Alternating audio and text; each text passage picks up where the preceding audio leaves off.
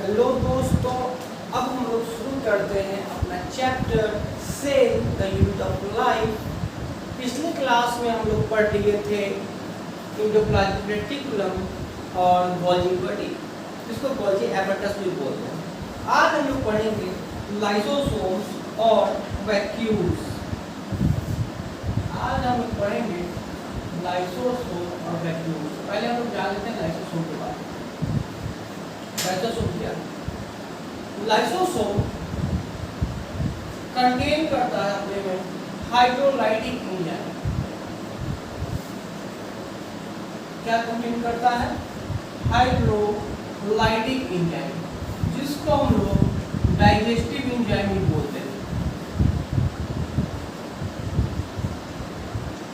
जिसको हम लोग डाइजेस्टिव एंजाइम भी बोलते हैं। क्यों? क्योंकि ये डाइजेस्ट करता है किस चीज को? तो अपने ही ऑर्गन्स को। देखते हैं कैसे। सेल के अंदर बहुत सारे ऐसे वेस्टेज भी होते हैं जो बिना बात के जगह रखे रहते हैं, जगह स्पेस लेकर रखे रहते हैं। कुछ ऐसे भी ऑर्गेनेलिज हैं जो खराब हो चुके हैं, वो बिना मतलब के स्पेस के रखे हैं। तो सेल में जो ब्रेन है सेल का, मतलब न्यूक्लियस, वो बोलता है जिसको लाइसोसोम को कि अपना एंजाइम जाओ, उसको छिड़क के आ जाओ और उसको खत्म कर दो, मतलब डाइजेस्ट कर दो। ठीक है, तो वो क्या करता है, जाता है उसके पास और अपना एंजाइम छिड़क देता है और वो उसको खराब कर देता है। ठीक है, अब जाहिर सी बात है कि हाइड्रोलाइटिक एंजाइम है जो डाइजेस्ट करने का काम आता है, तो इसका नेचर क्या होगा? एसिडिक। एसिडिक नेचर का होगा, है ना। अब इसमें कौन कौन सा एंजाइम पाया जाता है? तो उसमें पाया जाता है प्रोटीज, दूसरा लिपिड्स, तीसरा कार्बोहाइड्रेट्स,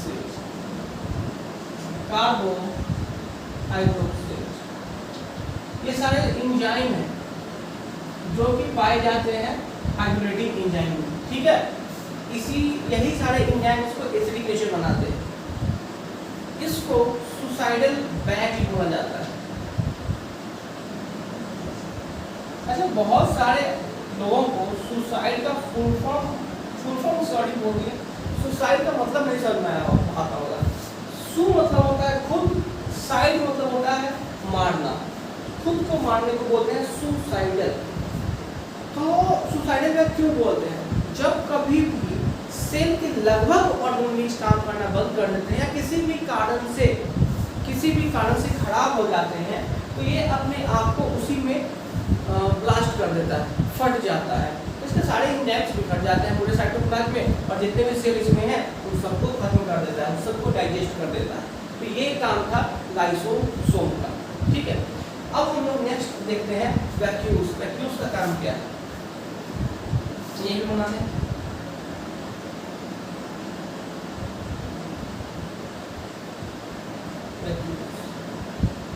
मान लेते हैं ये एक सेल, ठीक है, और ये उसका न्यूक्लियस है। वैक्यूल्स कुछ इतना स्पेस लेके रखता है।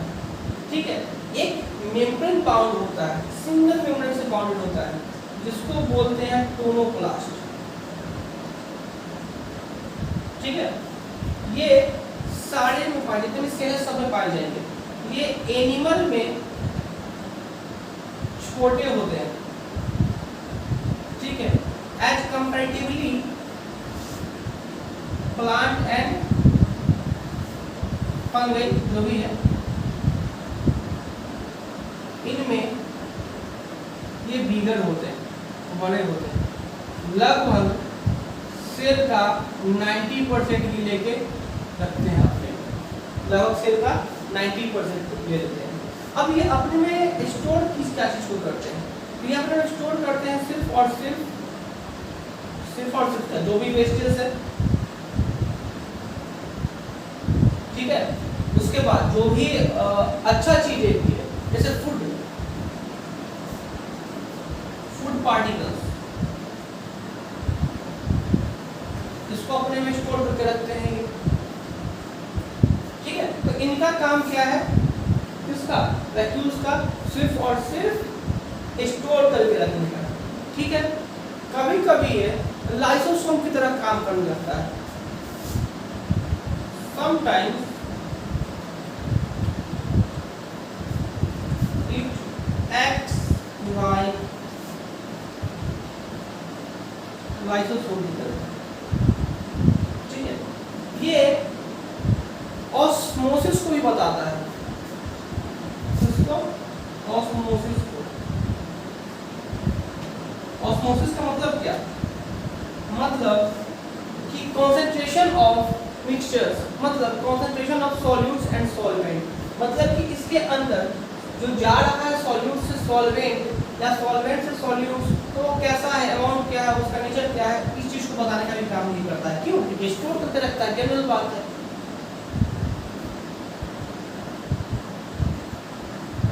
कंसंट्रेशन ऑफ सॉल्यूट,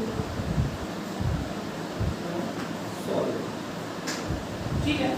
तो ये है हमारा आज का लाइसोसोम और वैक्यूल्स, ठीक है। आज का लेक्चर यहीं तक रखते हैं। नेक्स्ट क्लास में इसके आगे पढ़ेंगे हम लोग माइटोकॉन्ड्रिया के बारे में। तब तक के लिए धन्यवाद।